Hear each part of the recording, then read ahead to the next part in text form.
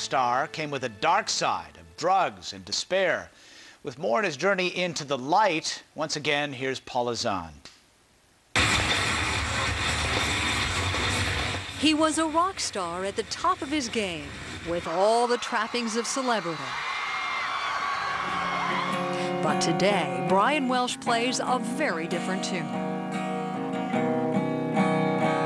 Music awards that once filled his home are now in dusty piles on his garage floor.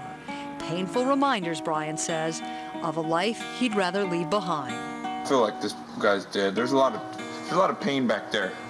And these, unfortunately, remind me of pain. And I don't want to look at them all the time. So they're in my garage. In their place, religious symbols adorn Brian's walls, furniture, and body. Matthew 5:8. Blessed are the pure in heart, for they will see God. Matthew 6:19. Don't store your riches on earth. And love conquers all. And the man who once described himself as shy is telling his story to thousands. You don't have to be in church in a tie because some man tells you that you need to dress like that. It's about having a relationship. Come as you are. He loves us all the same. My emails have quadrupled since Brian's been here. A lot of young people writing us saying, if God can do that for him, maybe he can do it for me, even though I'm not a rock star. So, yeah, it has had an influence and an impact. Brian's spiritual reawakening also led to a surprising new discovery, a talent for songwriting. I never wrote lyrics in Korn. I never wrote lyrics in my life. I didn't know how to write lyrics. Now I'm writing songs and my phrasing's good. I sound like a singer. I'm not the best singer in the world, but I'm writing these songs that I never knew I had it in me. That's my hidden treasure that God had for me. One of his first compositions is a love song to his little girl.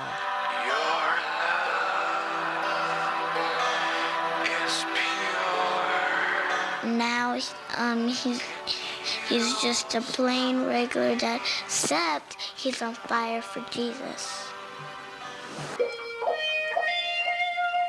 As he returns to the studio for his first solo effort, Brian's Christian-themed music is already making news with a scathing critique of rapper 50 Cent. I'm the love doctor. How your fans teasing you about how I got you. For doing what Brian calls the work of the devil. And his new song, A Cheap Name, takes direct aim at the rap star.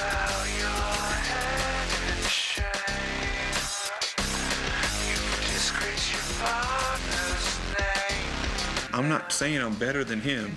I'm saying God is telling me something, and God is telling me something to tell you. I'm the translator. You listen if you want, but things are going to happen. Despite what some consider a narrowly targeted message, the recording industry is taking notice of Brian's new sound.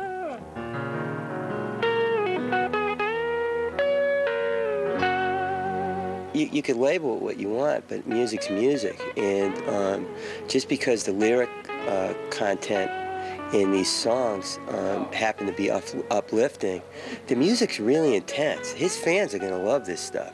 In the works, a major tour and 1 million records. But Brian vows that this time around, his profits will be put to good use. There's 70 million kids on the streets in India, and I would rather spend my money on getting them to know God. Brian's former bandmates from Korn declined CNN's request for an interview, but in a statement said that Korn respects Brian's wishes and hopes he finds the happiness he's searching for. I miss those guys so much.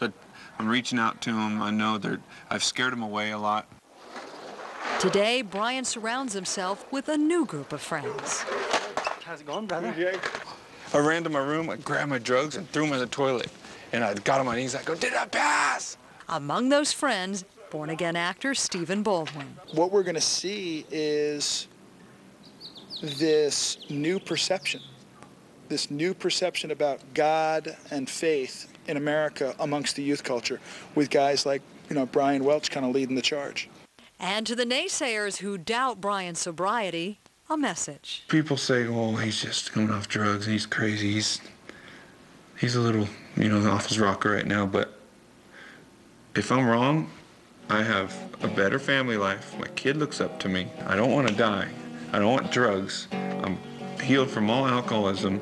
I have everything to gain. And the other way, how I was living before, I had everything to lose, including eternity. So I'm pretty confident in my decision. Brian Welch recently returned from a mission to India where he spent 2 weeks funding and dedicating homes for street children. His first solo album will be in stores this fall. We wish him well with that. Larry King Live just ahead, 9 Eastern. Larry, who's with you tonight? Well, tonight we're going to look at UFO.